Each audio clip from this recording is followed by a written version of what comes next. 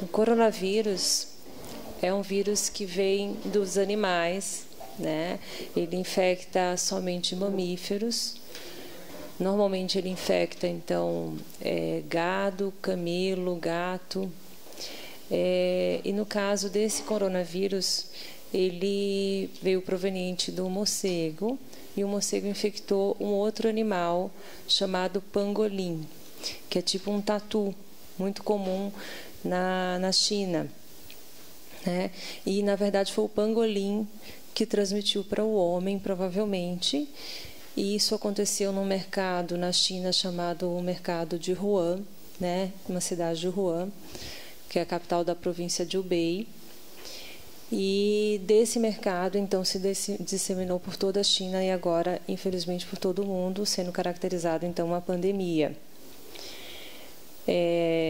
Na China, a infecção está controlada, né, principalmente devido a medidas que eles tomaram, que a gente chama de medidas não farmacológicas, que são medidas para evitar a disseminação, né, como o fechamento de locais com grandes aglomerações, escolas, locais fechados, como cinemas, teatros, né?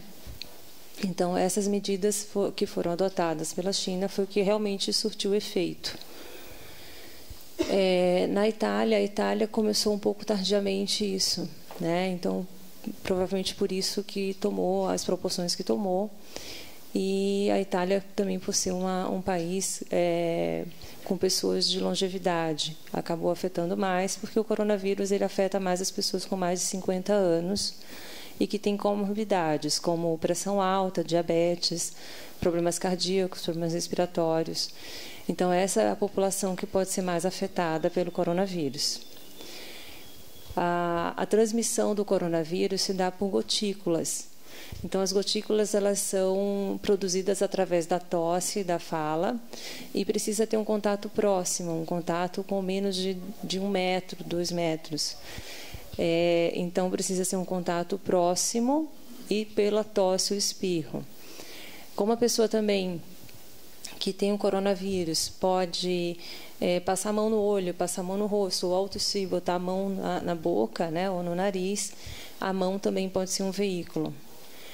A outra forma de transmissão é os aerossóis. Os aerossóis eles são produzidos quando a pessoa precisa de uma intubação ou quando a pessoa precisa de ser aspirada, de tirar a secreção, né, das vias aéreas. Então, nessas condições, isso pode então gerar aerossóis, né? No mais, a máscara cirúrgica, então, é a indicada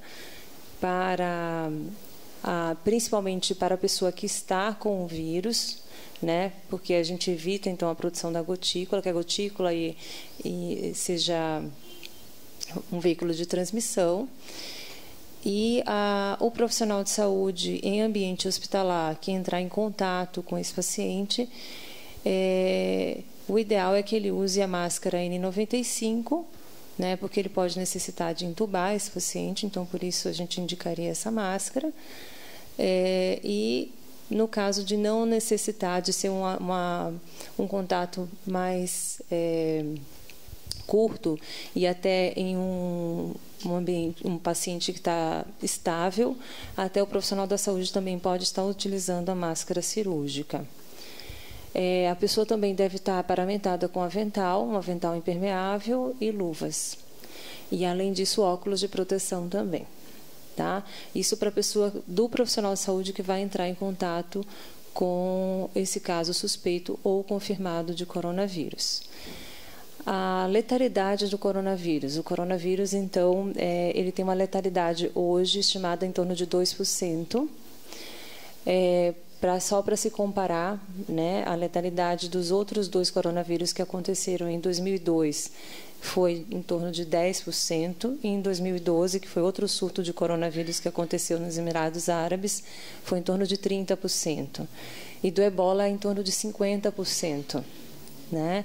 Então, a letalidade global é uma letalidade relativamente baixa, menor do que da gripe, do que da influenza, mas a facilidade da transmissão do coronavírus é maior, né?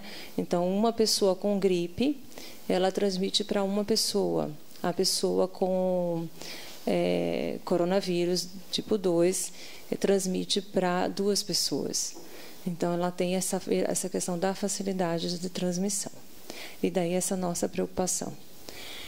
Então, diante das explicações, eu passo a palavra, então, para o Dr. Jorge, para falar sobre as medidas, um pouco das medidas que foram adotadas. Acho que só um pouquinho, que agora eu me lembrei. Em relação às medidas, a primeira coisa que nós fizemos, que a gente segue o plano de contingência nacional, existe o plano de contingência estadual, e nós elaboramos, então, um plano de contingência municipal. Esse plano de contingência municipal abrange, então, a primeira etapa, que seria capacitações. Então, nós fizemos capacitações presenciais para 419 pessoas, incluindo, então, os médicos, enfermeiros das UBSs, do SEIS, de toda a rede. Além disso, fizemos também capacitação para todos os controles de infecção dos hospitais e para os SESMITs das maiores empresas. E, além disso, nós disponibilizamos essa capacitação online. Foi uma capacitação que nós fizemos, inclusive, com a minha fala, né, além dos slides, para facilitar o acesso, e que as pessoas fossem multiplicadoras. Então, em todas as UBSs, nas reuniões semanais, nós orientamos que fosse, então, disponibilizada essa aula para que as pessoas que participaram colocassem essa aula e pudessem também tirar dúvidas dos demais.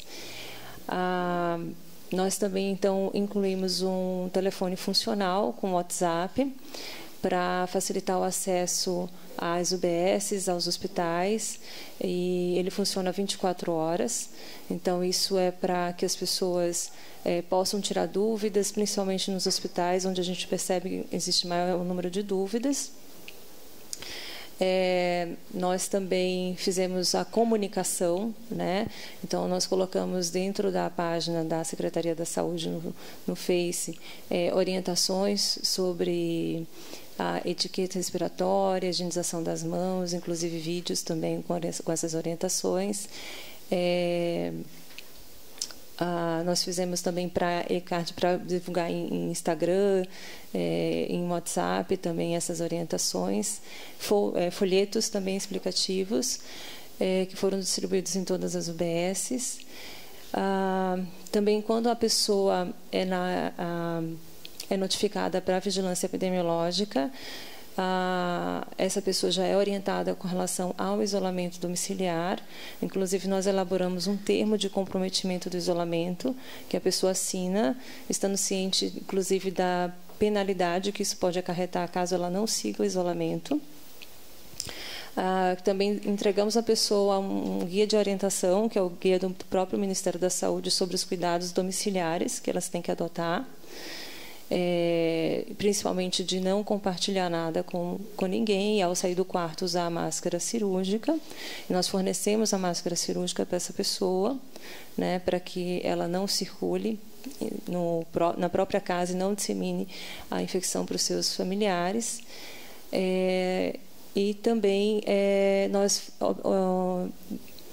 optamos por fazer, então, a coleta em domicílio, justamente para evitar que a pessoa tenha muito tempo exposta dentro da UBS, né? E diminuir também a exposição dos próprios profissionais da saúde, porque então ficam só aqueles profissionais relacionados à coleta em domicílio. Então, a pessoa que chega à UBS com uma suspeita, na recepção nós fizemos vários fluxogramas para várias situações. Esses fluxogramas, então, foram para atenção básica, para os hospitais, para consultório privado e... estou esquecendo algum. Para pronto atendimento, né? Então, a orientação é que essa pessoa, ao chegar, ela vai na recepção, já vai ser feita a pergunta se ela teve febre, se ela tem sintoma respiratório, se ela viajou. E se ela responder as 3 perguntas, ela já recebe a máscara. Ou se ela também teve contato com alguém confirmado ou suspeito, então ela já recebe a máscara. Ela é atendida prioritariamente. E se a pessoa está estável, então ela é orientada a ir para casa, a UBS faz a notificação e a vigilância epidemiológica entra em contato com o SAD, que é a atenção domiciliar, para fazer a coleta. Então, se o paciente está instável, é solicitado, então, a central de regulação de leitos para a internação desse paciente. Tá? Eu acho que é isso. Agora sim, eu passo a palavra para o Dr. Jorge. Então, o questionamento sobre sintomas. Então, os sintomas podem variar de nenhum, o paciente não tem queixa nenhum, mas tem o vírus, até a grave disfunção respiratória. O que se imagina nessa doença, que é uma doença nova, tem 4 meses de evolução, tá? O que se imagina é que somente quando ele é sintomático, tá, que tem sintomas respiratórios superiores, ele seja um transmissor. Mas o principal queixa dele vai ser sempre febre e sintomas respiratórios, que pode variar desde uma tosse a uma disfunção respiratória importante, uma falta de ar grave, até praticamente nada. Uma leve dor de garganta, uma febrícula e mais nada. Então, assim, a variedade de sintomas é muito grande, né? E imagina-se, então, que somente quando ele é sintomático, ele é um transmissor, mas isso também não é uma certeza. Ou então, o que a Secretaria imaginou? Nós estamos nos preparando há mais ou menos 2 meses para isso. O que foi feito primeiro? Uma reestruturação no setor de infecção da Prefeitura. Foi criada, então, uma comissão de infecção do município. Uma estrutura que é fora do sistema de vigilância sanitária. Essa comissão, então, vai se relacionar com a comissão de infecção dos hospitais.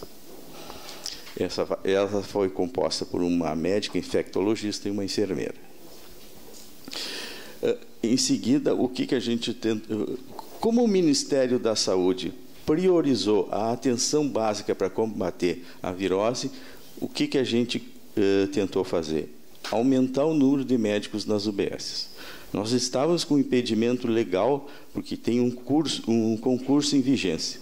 Eu não posso contratar ninguém enquanto não terminar de chamar o concurso. O concurso agora terminou. Então, os médicos vão assumir. Eu tenho mais 19 médicos do Mais Médicos.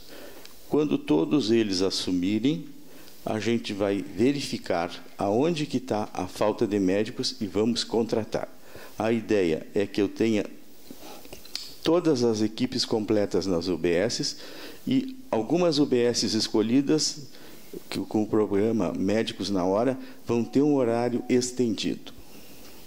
Essa na primeira fase. Na segunda fase, a gente sabe que isso vai ser insuficiente.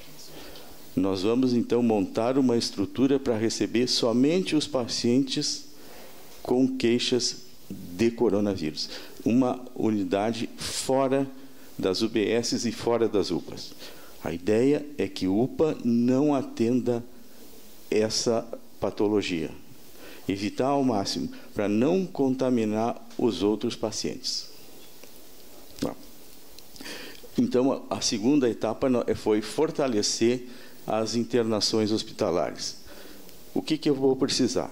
Unidades de enfermaria de isolamento e leitos de UTI. Então, leitos de UTI é o problema maior.